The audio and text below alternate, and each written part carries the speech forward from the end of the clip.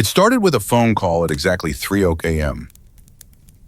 I was barely a week into my new job as the night clerk at the Timber Ridge Motel, a rundown little spot off Route 219 in upstate New York. The kind of place that smelled like old carpets and mothballs, where the neon vacancy sign buzzed louder than the traffic outside. The owners lived 2 hours away and rarely checked in. It was just me at the front desk from midnight to 8 a.m., and sometimes George, the janitor, a Vietnam vet who barely spoke and always smelled faintly of gasoline. That night had been quiet. A couple checked in around midnight and disappeared into room 4. The rest of the rooms were empty, according to the logbook. I'd settled into the creaky front desk chair with a vending machine, Snickers, and a bad paperback mystery, listening to the hum of the old radiator. Then the phone rang. It wasn't my cell. It was the motel's landline, the dusty beige rotary unit bolted to the desk. I jumped a little. It was too sharp, too sudden. I stared at it a second longer than I probably should have, then picked up. "Front desk," I said, voice steady. There was a pause, then, "Clean room 6. It was a woman's voice, calm, measured, a whisper, but not strained, like someone trying to sound casual while still being heard. I waited for more. Nothing. "Ma'am?" I asked. "Could you repeat that?" Click. The line went dead. I glanced at the logbook. Room 6 was unoccupied. A few thoughts raced through my head. Maybe it was someone from earlier in the day calling back about something they left behind. Maybe the couple in room 4 dialed the front desk by accident. Or maybe someone nearby had gotten the wrong number. I picked up the receiver again and pressed the redial button. No tone. No number to redial. Weird. I left the desk and made my way down the narrow hallway toward room 6. The motel was a single-story horseshoe layout, and room 6 was on the far end, near the old ice machine that hadn't worked since Clinton was president. The hallway lights flickered like they always did. Bad wiring, according to George. I reached room 6. The door was closed, lights off. I knocked once, no answer. I tried the knob. Locked. Then I leaned in, listening. Nothing. Just silence, broken only by the faint hum of the soda machine and a slight creak from the ceiling. Probably the wind. I shrugged it off. Probably just a prank, or one of the other guests being weird. Either way, I wasn't paid enough to go hunting ghosts. Back at the front desk, I scribbled a note in the logbook. 3 a.m. Received strange call. Room 6, no guests in room. Will monitor. It felt like the professional thing to do, just in case. Cover my ass. I tried to go back to reading, but I couldn't focus. The call had a tone. Something flat, emotionless, like someone reciting instructions from memory. I couldn't shake it. I checked the caller ID screen on the motel's ancient phone system. Blank, no incoming number, no timestamp, just nothing. By 4 o'clock, I convinced myself it had been a weird local drunk or a glitch in the line. I went back to my book, made a cup of terrible lobby coffee, and watched the sun crawl up the edge of the parking lot. George came in around 7:30 to mop the bathrooms and didn't even glance at me. "Morning, I tried. He just nodded, bucket sloshing. I thought about telling him what happened, but I didn't, not yet. By 8 o'clock, my shift was over. I logged out, left the key behind, and stepped out into the morning cold. I forgot about it mostly until the next night. At 3 o'clock a.m. sharp, the phone rang again. Same voice, same words. "Clean room 6. This time I didn't hesitate. I picked up the phone after the first ring. "Front desk." A breath, then "Clean room 6. Same voice, calm, monotone, measured like a nurse reciting medication instructions from memory. The exact same frouting as the night before, down to the rhythm of each syllable. Not frantic, not angry, just intentional. Click. She hung up again. I sat there frozen, the receiver still pressed to my ear, listening to the empty line hum. 2 nights in a row, same time, same voice, same words. It wasn't a drunk dial, it wasn't a mistake. Whoever was calling knew what they were doing, or thought they did. I walked to the back office and grabbed the spare key ring, the one with the silver fob labeled RM6. It jingled louder than I remembered as I walked the hallway again, counting door numbers in my head like I didn't already know exactly where room 6 was. I paused outside the door and listened. Nothing. I inserted the key, hesitated for just a second, then turned it. Click. The door swung inward on its own, slow and creaky like in a horror movie. I honestly would have laughed if it wasn't so perfectly timed. The room smelled of stale air and disuse. Not rot, not mildew, just stillness. Like no one had opened the windows in years. The light switch clicked, and the lamp on the dresser flickered twice before it lit. Soft orange glow, a single bed, beige floral comforter, old tube TV, a tiny desk with a warped drawer, beige curtains drawn tight, and dust everywhere. Thick on the dresser, on the nightstand, on the cracked plastic remote control. I reached out and ran my finger across the TV screen. It came away gray. There were no footprints on the carpet, no sign of recent cleaning, no suitcases, no sign anyone had been there in weeks. I walked the room slowly, trying not to imagine someone watching me from behind the bathroom door or through the slats in the closet. But nothing felt wrong. It just felt empty. Still, I opened the closet anyway. Empty. I opened the bathroom door. Clean. Not spotless, but clean. Dry. I stepped back and stood in the center of the room for a full minute, waiting. For anything. The clock on the nightstand blinked 12 a.m. wrong, like it had been unplugged recently. But I hadn't touched it. I checked the wall outlet. The clock wasn't plugged in. I plugged it in. Nothing happened. I turned the lamp off, stepped back out, and locked the door behind me. When I returned to the front desk, I checked the guest log again. Room 6 had been empty for the last 3 months. The last recorded occupant was someone named R. Meadows, checked in on March 12th and checked out on March 14th. That was over 6 weeks ago. I tried pulling up the room's digital keycard history, but the motel system was so outdated it only tracked cards from the last 10 days. Nothing. I noted everything in the logbook again. 3:00 a.m., second call, identical. Entered room 6 untouched. Dust heavy, no signs of activity. I went the rest of the shift without another call, but my eyes kept drifting to the phone pile. Waiting. The third night I came in early. I brought my personal phone tripod, a second-hand digital recorder, and a notebook.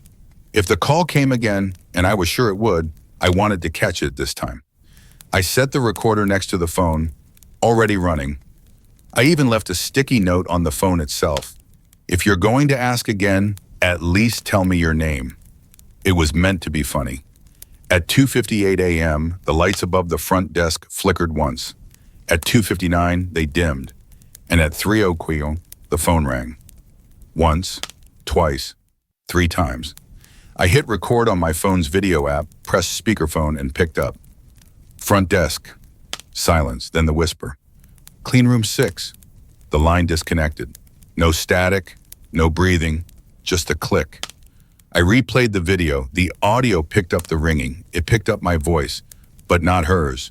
I played the digital recorder. It captured the ringing too, the click, my voice.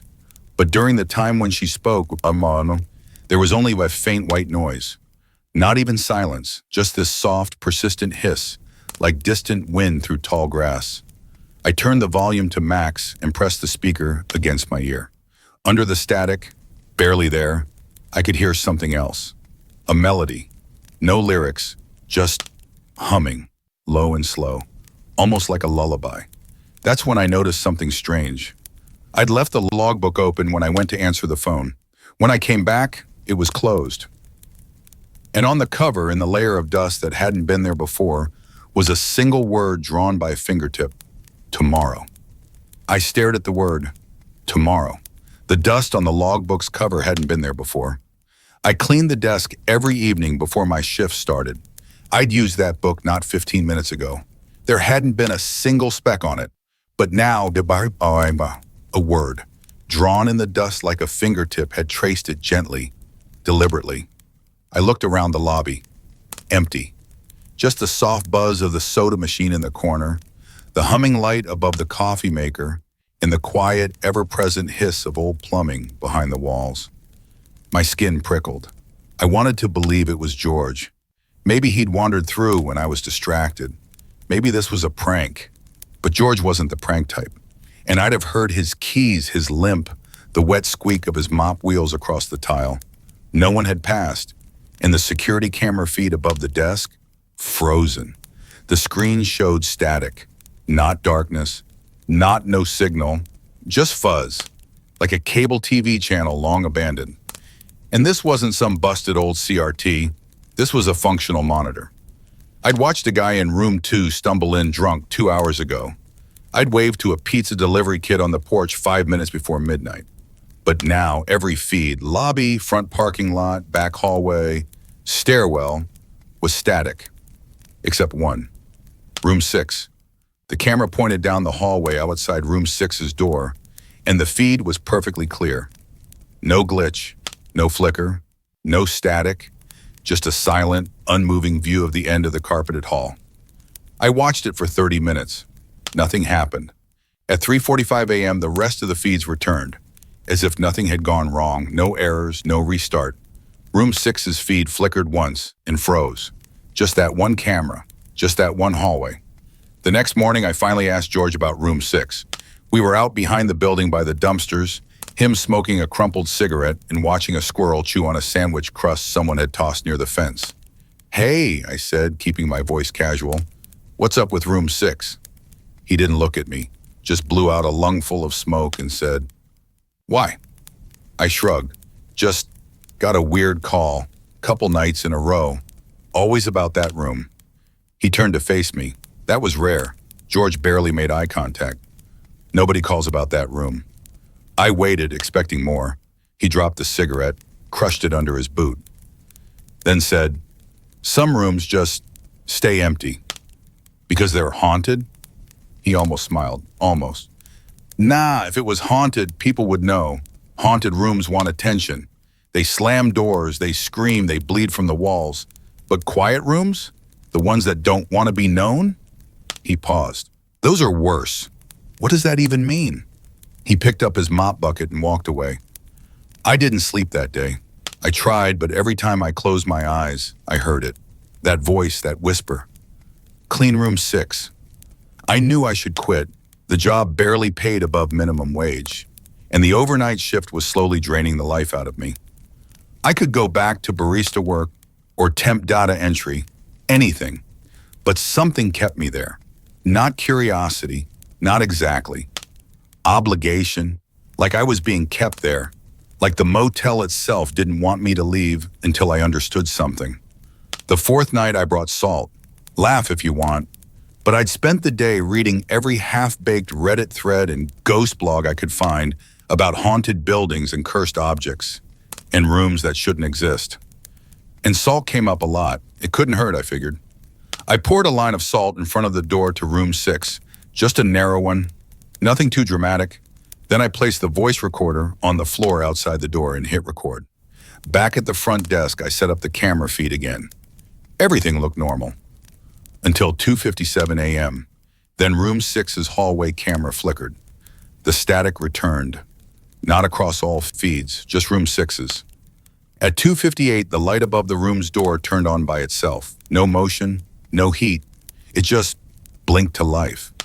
At 3:00 a.m. exactly, the lobby phone rang. I answered without hesitation. Front desk. This time the voice was different. Still female, still soft, but now she said something new. "Salt doesn't stop us." Then, click. The line disconnected. I ran down the hallway. The light above room 6 still glowed. The salt line had been broken, disturbed in 2 places, like someone had stepped across it. The recorder? Still running. I picked it up, heart pounding, and played it back. The humming was there again, but not soft this time. This time it was louder, more insistent, almost choral, like multiple voices layering over each other in disharmony. At the 10-second mark, the humming stopped, and I heard a sound that made my stomach turn cold. It was a knock, 3 slow knocks, like someone knocking from inside the door. I stood there staring at the door of room 6, replaying the knock in my mind. It had been real, not imagined, not static playing tricks. The recorder picked it up, clear as day. 3 deliberate knocks, as if someone inside had waited just long enough for me to come close before making themselves known. But when I knocked back, nothing. No footsteps, no movement, not even a creak. I should have walked away. I should have gone back to the front desk, called the cops, told them I suspected a squatter or some freak hiding in the walls. Anything but what I actually did. I took the key out of my pocket, and I opened the door. The room looked the same as before. The lamp still flickered when I turned it on. The TV still sat silent and cold. But something was different this time. The dust. There wasn't as much of it. Where before my footprints had been the only ones on the carpet, now there were more. Barely visible, like someone had walked across the room and back, dragging their feet ever so slightly. The comforter on the bed had shifted. The curtains, once tightly drawn, now had a narrow, perfectly centered gap between them. And on the desk sat something I hadn't seen before. A motel key, the old kind, brass, heavy, with a thick blue plastic tag that read, Room 6, Timber Ridge Motel. It looked ancient, not like the keys we use now. I didn't touch it. I just stared. Then I noticed the drawer. It was open an inch. I hesitated, then pulled it the rest of the way out. Inside was a crumpled receipt, dated March 12, 2016, paid in cash. One name scribbled in shaky handwriting at the bottom, Rebecca M. I felt cold. Not scared, cold, like the warmth had been sucked from the room and from my body in a slow, creeping drain. I pocketed the receipt, locked the room again, and left without another word. Back at the front desk, I opened the motel's old guest logbook, the paper one, shoved in a drawer under the newer digital system. It went back years, dusty, yellowing pages, most barely legible. I flipped to March 2016. There it was. March 12th, Room 6, Rebecca M. No checkout date listed. I flipped through the following days. Nothing. No initials, no room change, no crossout. She checked in and then vanished. I typed her name into Google. Too vague. So I added the motel's name, the town, the date. That's when I found it. A blog post, buried deep, by someone calling themselves @CousinToGhosts. One of those amateur sleuth types who obsess over missing persons and unsolved crimes. The headline read, The Girl Who Disappeared into Thin Air, Rebecca M., 23, last seen at Timber Ridge Motel. It had 2 blurry pictures, one of a woman with dark bangs and tired eyes standing in front of a gray hatchback. The other, surveillance footage still, showed her walking into the lobby of the motel. This motel, my motel. The blog said police questioned the motel staff at the time, an elderly couple who owned the place then. Nothing suspicious had been found in her room. No blood, no signs of struggle, no forced entry. Her car was gone too, as if she'd just driven off and never looked back. The official line, she left of her own volition. But friends and family swore she wasn't the type to disappear. She'd just started a new job, had a boyfriend. No signs of depression. The case went cold. I leaned back in the chair and stared at the monitor. All feeds were normal, except Room 6, still static.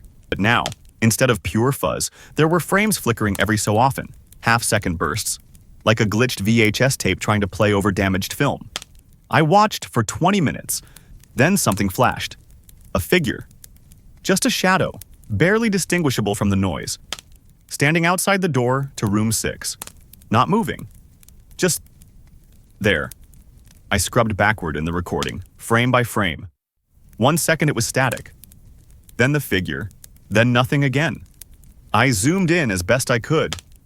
The shape was slender, shoulders hunched, hair long, and she was looking directly into the camera, like she knew I was watching. I unplugged the monitor. Then I sat in the dark for nearly an hour, the phone pressed to my chest, willing it not to ring. But it didn't. Not that night. The next day, I called the motel owner. Just a voicemail greeting. A cheery woman's voice asking to leave a message. I didn't. What could I even say? Hey, your property's haunted. Maybe cursed. Can I get hazard pay? Instead, I returned to the front desk and opened the drawer beneath the counter. Inside was a small cardboard box labeled Lost and Found 2016. I don't know what made me look, but inside, among old sunglasses and dead batteries, was a phone. A beat-up iPhone 6 with a cracked screen. Battery dead. I took it home, charged it, and opened the Photos app. Most were blank. But one album was titled TR6, Room 6. There were 38 pictures, all of the same room, same angle, same time of night. In every photo, the curtains were slightly more open, and in the last one, a reflection in the window, a woman's face, pale, eyes wide, mouth slightly open, staring out toward the bed. I didn't sleep that day, not even an hour. I just lay on my couch, lights on, watching that final photo from Rebecca's phone over and over again. Zooming in, enhancing, reversing contrast, running it through filter apps like I had some kind of expertise. But no matter what I did, that face in the reflection remained. It wasn't the face itself that unsettled me. It was the eyes. Wide, unblinking, like they were frozen in the split second before someone screams. And they weren't looking out the window. They were looking at the camera, at the person who took the photo. Meaning, Rebecca didn't take that picture. Someone, or something, else did. I went back to work that night with a plan. A stupid one, sure, but the only one that made any sense to me. I was going to spend a night in room 6, not just go in, glance around, and walk back out. Actually stay. From midnight until sunrise. With a camera rolling the whole time, streaming live to my friend Tyler across the state. Someone had to witness whatever happened, if anything did. I told George. He didn't argue. He just handed me a small paper bag and said, "Put this in your shoe." Inside was a folded scrap of red cloth tied with string and something sharp, maybe a bone shard, wrapped inside. "What is this?" I asked. "Just in case," he said. He wouldn't explain. I clocked in, locked the main doors from the inside, set the desk phone to forward all, and walked down the hallway toward room 6. 11:55 p.m. I had a GoPro strapped to my chest, a backup camera on the dresser, and my phone balanced against a stack of old Motel Bibles pointing at the bed. The room looked the same. The air felt heavier, like the pressure dropped the moment I walked in. I sat on the edge of the bed and texted Tyler. "Stream starting, don't fall asleep," he replied instantly. "Already got popcorn." I smiled despite myself. Then I hit record. The first hour was uneventful. I talked a little, described the room, showed the key, the receipt, the box from Lost and Found. The kind of filler monologue you give when you're trying to not think about the fact you're sitting alone in a room, known for whispered phone calls and women who vanish. Tyler messaged at 1:20 a.m. "All quiet so far. You look bored." At 2:03 a.m., the bathroom light flickered. Just once, then again. The camera on the dresser clicked off for 2 seconds, then back on. I checked the GoPro. Still recording. "Electrical issue," I muttered to the camera, trying to sound calm. But then my phone buzzed again. "Tyler. Dude, did you just open the closet?" I froze. "No," I typed back. "It's open. It was closed before. I saw it. You were standing by the desk. It opened behind you." I stood slowly and turned. The closet was open about 6 inches. I hadn't heard a sound. I walked to it, heart punching inside my ribs, and pulled the door wide. Empty. Just the smell of dry wood and old insulation. I checked for vents, hidden doors, anything. Nothing. Then I heard it. A soft knock. From inside the wall, no rhythm, no pattern, just thump, thump, thump. Not loud, but close. Then silence. Tyler called me directly. "Okay, you're freaking me out," he said. "There was someone behind you. I swear to God. Just rewind it. The feed. Right before you walked to the closet." I set my phone to play back the stream while the GoPro kept rolling. And there it was. One frame. Half a second. Someone standing behind me. Long hair. Pale skin. Bare feet. and the same eyes from the photo, looking at me. I didn't remember anyone being there. I didn't feel anything. But Tyler saw it. The camera caught it. That was enough. I decided I'd had enough too. I started packing up my things, told Tyler I was cutting the stream. Then the lamp flickered and went out. The TV buzzed on by itself, displaying only static. And from the bathroom, the humming began. Low, feminine, tired, like someone humming to themselves as they combed their hair at a mirror that reflected nothing back. Then the closet door slammed shut behind me. I ran to the door and yanked it open. Darkness. Nothing inside. But a second later, the desk phone in the lobby began to ring. I could hear it from room 6, even through the thick air and my own thundering pulse. It rang again, and again. I left the room, slammed the door behind me, and sprinted to the front desk. 3 a.m. Exactly. The phone glowed green. I answered it without thinking. Hello? The voice was different. It wasn't female. It was mine. My own voice, warped and slow, repeating the same words I'd said on night 1. Front desk. Pause. Could you repeat that? Click. Line dead.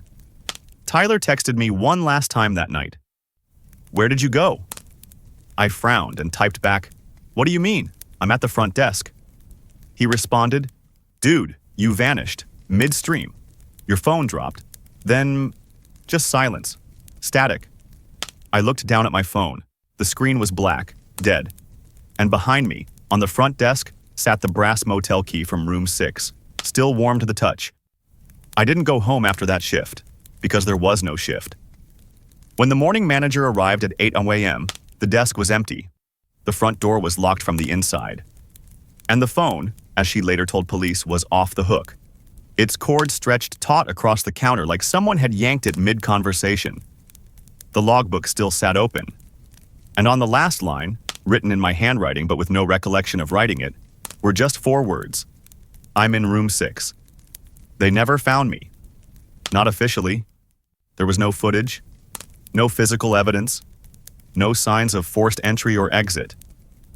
Tyler showed the stream to the police, but after the static hit, the video corrupted. When forensics pulled the card from my GoPro, it was blank, wiped clean. My apartment was untouched, clothes still in the dryer, a bowl of cereal rotting on the counter. As far as the world was concerned, I had walked into room 6 one night and simply never walked out. The Timber Ridge Motel shut down 2 months later. The owners sold the property. It sat abandoned for a year before someone tried turning it into a low-income housing unit. That project stopped after one of the contractors disappeared, then another. Then a local reporter who snuck inside to write an exposé. Eventually, the town council condemned the building and sealed it. They posted a sign out front. No trespassing. Property under surveillance. Police patrols daily. But every now and then, someone still gets curious. And sometimes, the phone at the front desk rings. His name was Michael. 19, broke, looking for a second job after being fired from Subway. The motel posted a Craigslist ad. Night shift clerk, light duties, cash under the table. The kind of offer desperate people don't question. He started on a Wednesday, and his first night was uneventful. Mostly. At 2:57 a.m., the desk light flickered. At 2:58, the hallway cameras cut to black. At 3 a.m., the phone rang. Michael picked it up with one hand, still scrolling on his phone with the other. Front desk. A soft, tired voice whispered, "Clean room 7." He blinked, checked the map behind him. There was no room 7. The motel only had 6 rooms. "Sorry," he said, smiling slightly. "Wrong number." Click. Line dead. He frowned and scribbled a note in the desk logbook, just like I had once done. He even chuckled to himself. Weird, but probably nothing. Probably. At 3:15, he got up to stretch. As he passed the front desk, he noticed something strange. The room map on the wall, the one with a small light for each door that turned green when a guest entered. Room 7 was lit up, even though it didn't exist. He stared at it, heart beginning to pound, then turned toward the hallway and saw it, a door that had never been there before. tucked between rooms 5 and 6. No number, no markings, just a key in the lock, and the faintest line of light seeping from beneath it. Michael approached, slowly, confused. He reached for the key. Fingers touched cold metal. Behind him, the phone rang again. He turned and ran back to the desk. Snatched the receiver. Hello? A long pause, then the same voice, soft and patient. Don't keep us waiting. The Timber Ridge Motel is gone now. They bulldozed it after a fire broke out last spring. Electrical, they said, though the place hadn't had power in months. 2 volunteer firefighters went missing that night. All they found were their boots, half melted, standing just outside where the hallway to room 6 used to be. People online still talk about it. Reddit threads, ghost forums, YouTube videos with eerie synth music and pixelated evidence. A few of them mention me, by name even. Say I disappeared, that I was taken. Some say I staged it for views. Others claim I'm dead. They're all wrong. I never left. I'm still here, waiting, listening. You don't believe in any of this, do you? That's fine. Most people don't. Until the phone rings, until it wakes them in the middle of the night, and a voice, soft, calm, practiced, whispers something they don't understand. Clean room 6. Or maybe clean room 7. Doesn't matter. You'll answer. You always do. And when you do, remember this. If you ever hear someone whispering about cleaning a room, don't ask which one.